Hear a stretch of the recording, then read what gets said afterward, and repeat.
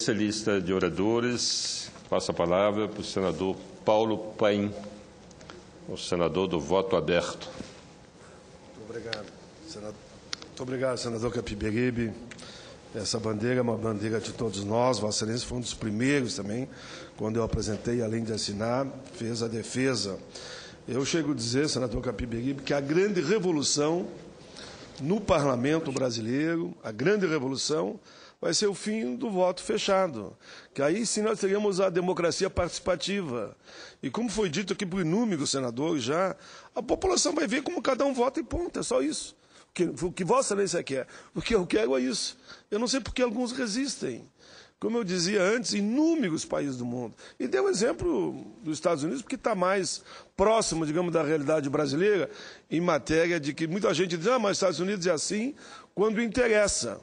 Quando interessa para o movimento popular, daí não é bem assim.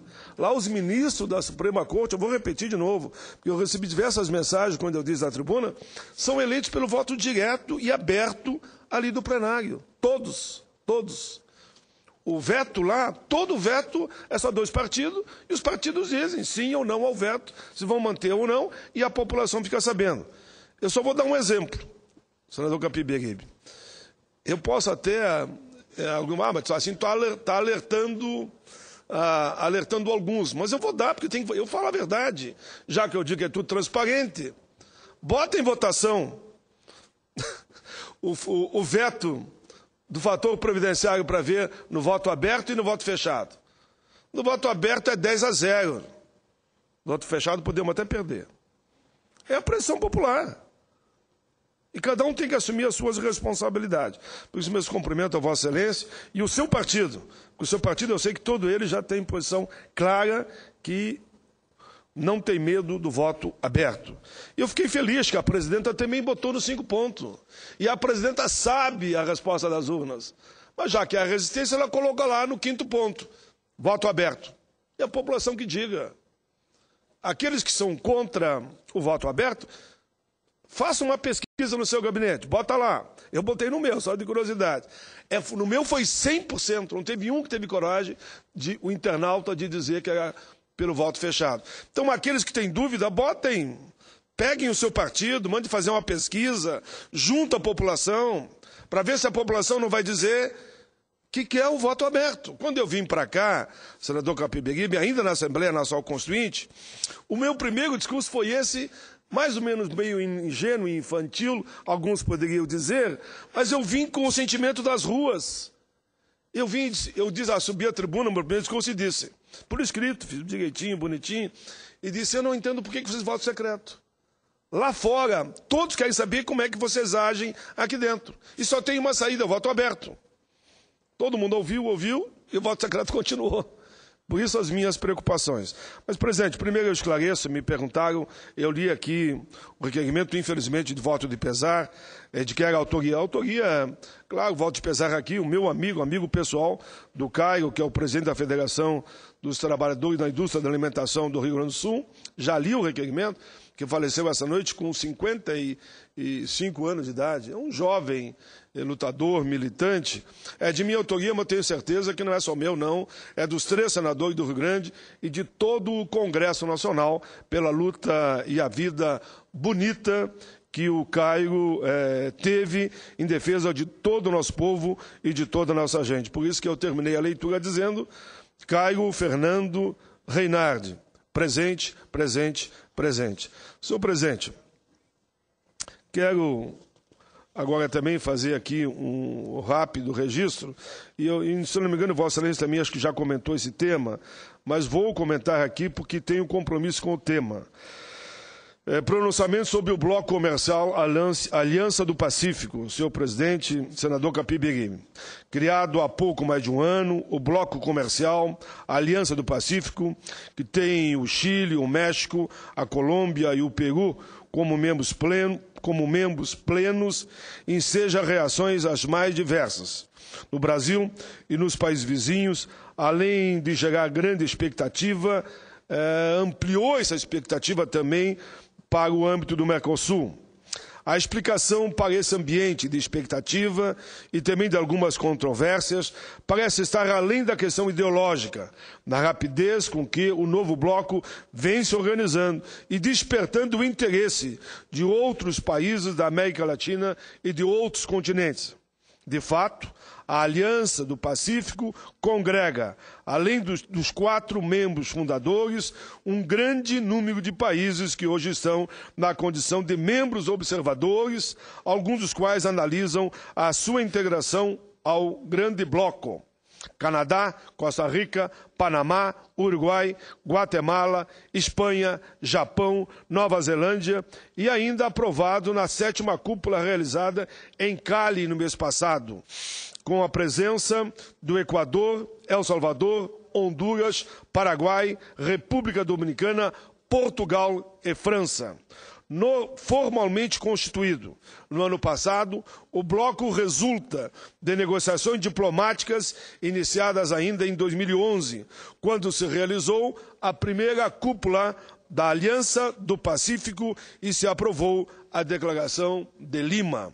O novo bloco, que representa 36% do produto interno bruto da América Latina, 55% de suas exportações e um mercado de 206 milhões de consumidores. Pretende firmar-se como uma nova opção de livre mercado na região, com os olhos voltados, entretanto, para a busca conjunta também do mercado asiático e de toda a região banhada pelo Oceano Pacífico.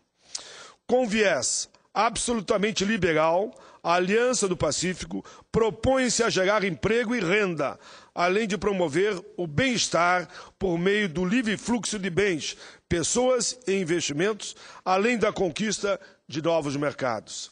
A tônica da liberalização da economia foi reforçada com a criação durante a realização da 6ª cúpula da entidade do Conselho Empresarial, que tem por objetivo agilizar a isenção do setor privado no processo de integração de todos os países membros.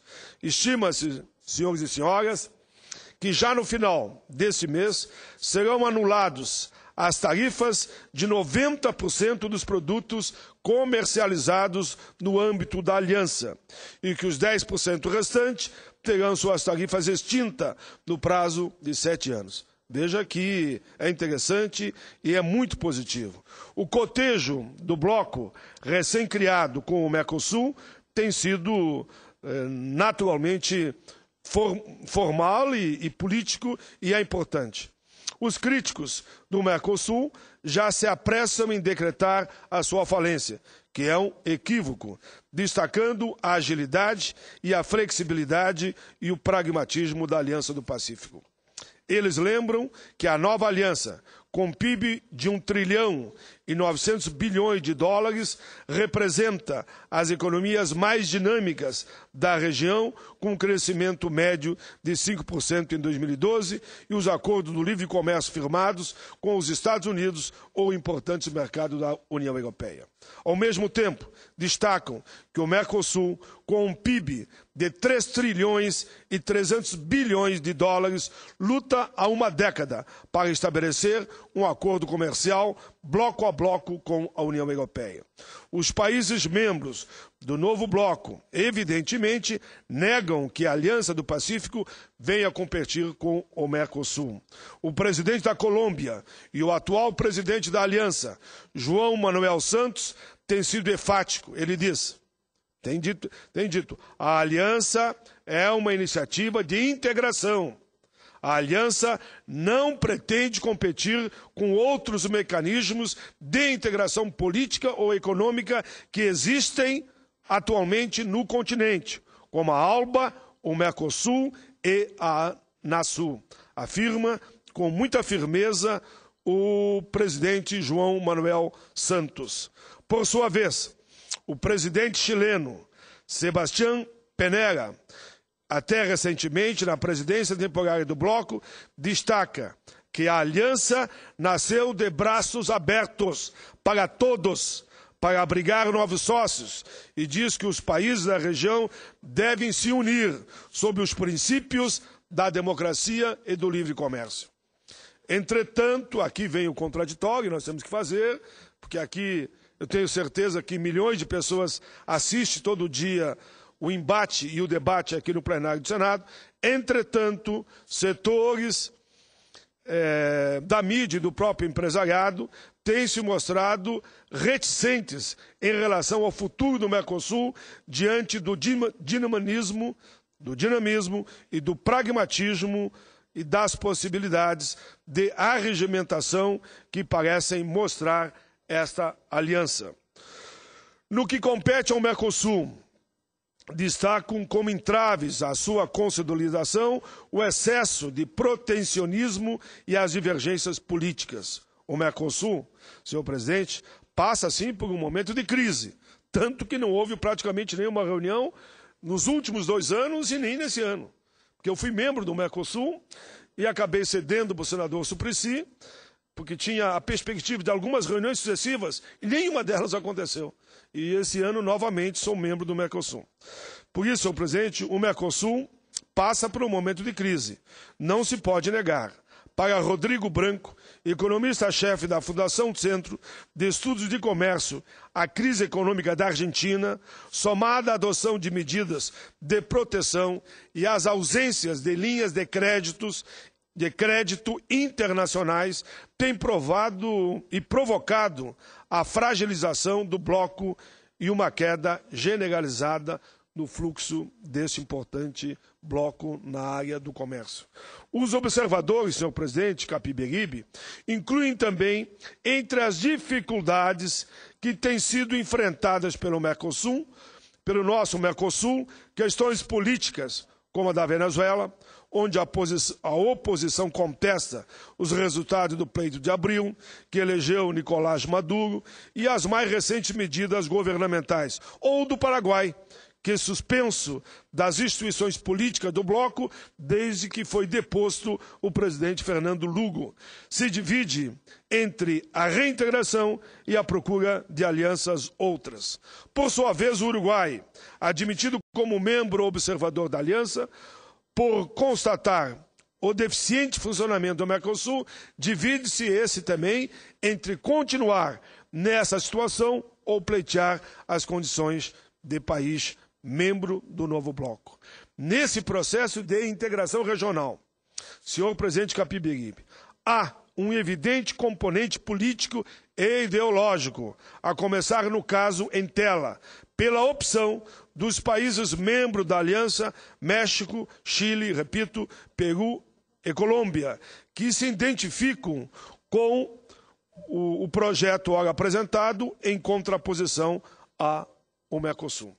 Na verdade, a questão política remonta pelo menos a 2 décadas, quando os países latino-americanos se dividiam entre promover uma integração regional em blocos menores ou aderir à integração continental no âmbito da área do livre comércio das Américas, a nossa querida ALCA, proposta também há um tempo atrás. Não houve intercâmbio e não caminhamos para lado nenhum, fragiliza o Mercosul e a ALCA também nós não estamos participando.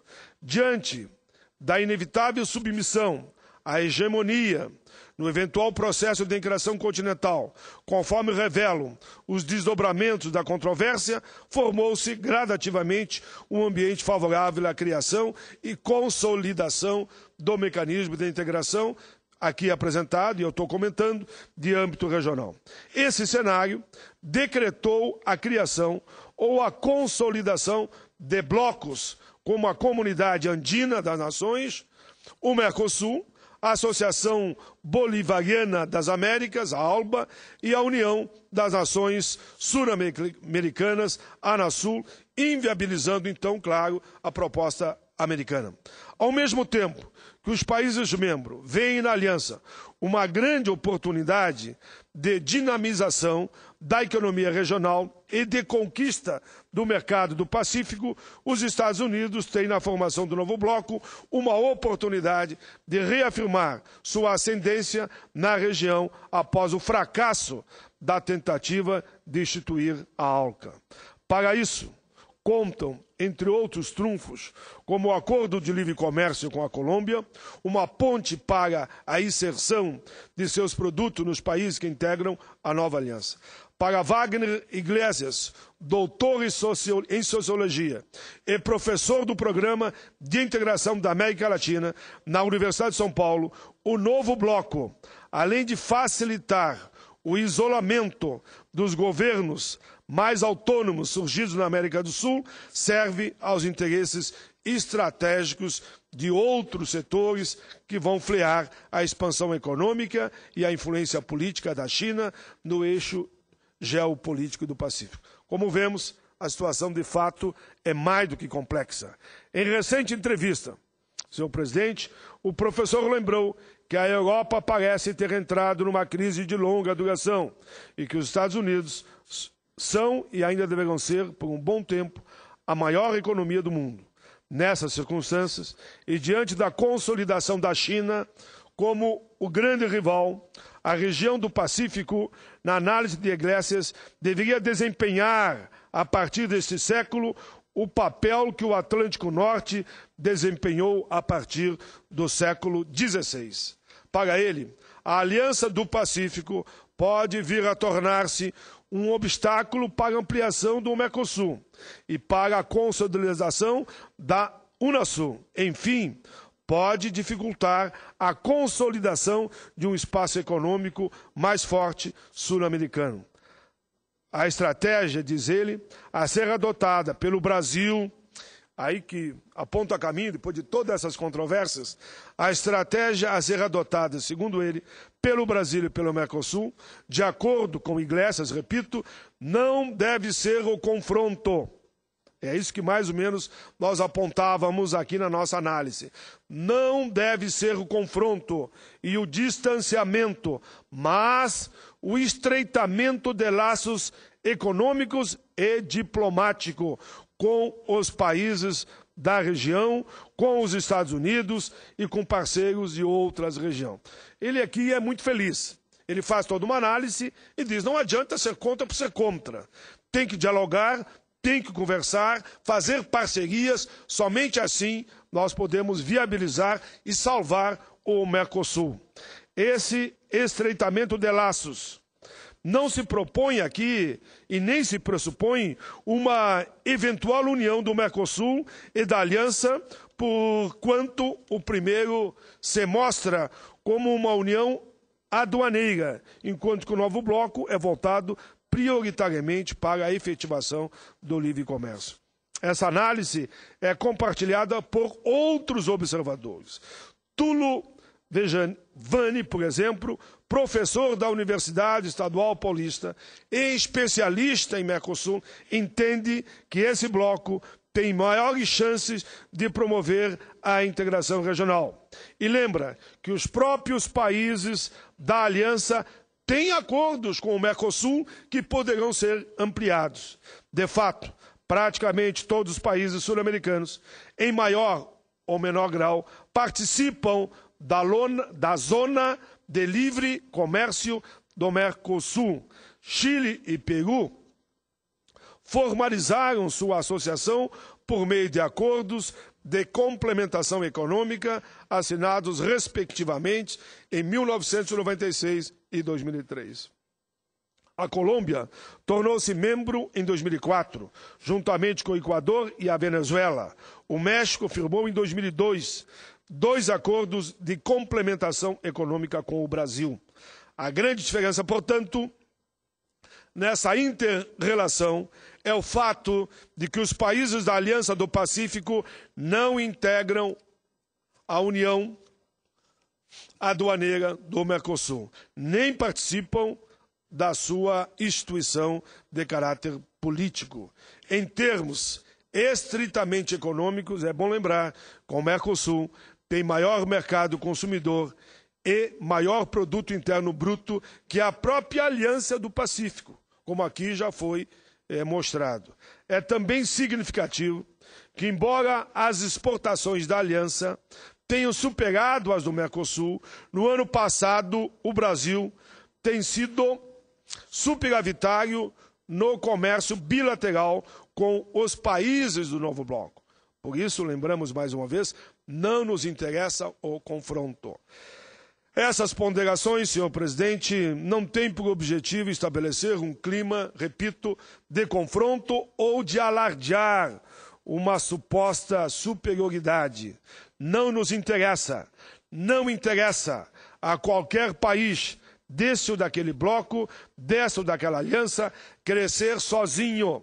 Não apenas por uma questão de solidariedade, mas até pela sustentabilidade do seu desenvolvimento. Na verdade, o Mercosul tem boas razões, claro, para se preocupar com a possibilidade de um esvaziamento, caso não reflita sobre o seu projeto político e não supere os impasses da sua agenda comercial e econômica. Aqui, mais uma vez, os analistas falam, não interessa ao Mercosul o confronto. Os investidores estrangeiros, bem assim os governantes de alguns países parceiros, têm demonstrado preocupação e inquietação em relação às sucessivas medidas de nacionalização de empresas, manipulações de câmbio, congelamento de preços e excessivos protecionismo. Uma profunda reflexão sobre essas dificuldades e a definição de novas estratégias ou metas, entretanto, não deve se confundir com receio, com medo ou, repito, com antagonismo ou com confronto. Embora os dois blocos tenham metas diferentes, o Mercosul pode estabelecer uma parceria com a Aliança, a exemplo que já ocorre com seus países membros. Essa parceria, dizem os especialistas, seria de grande interesse também para o Brasil, que mantém intenso comércio com a Ásia para viabilizar o comércio via Oceano Pacífico. No momento em que o Mercosul se defronta com o surgimento de um novo bloco de propósitos mais modestos, mais de estrutura mais ágil e flexível, seus países membros devem identificar e remover os impasses que vêm impedindo sua consolidação e a própria ampliação. Terminando, senhor presidente, além disso, devemos estreitar os laços econômicos e diplomáticos com os países da região e intensificar a busca de novos parceiros comerciais. Senhor presidente, esse intercâmbio, sem nenhuma dúvida, é um dos mecanismos mais rápidos e eficientes para combater a pobreza e a desigualdade e para desenvolver e promover o chamado desenvolvimento sustentável e coletivo. Enfim, senhor presidente, terminei o meu pronunciamento, mas quem ouviu e assistiu esse pronunciamento percebeu que aqui a nossa preocupação foi de que o Mercosul, o Brasil e os países mais próximos ao Mercosul não andem por um caminho de confronto com a Aliança do Pacífico. É possível conviver desde que se faça um diálogo intenso e se estabeleça parcerias. Era isso, eu agradeço a Vossa Excelência e com muita satisfação vou agora assumir a presidência no seu lugar para ter o orgulho de assistir o seu pronunciamento.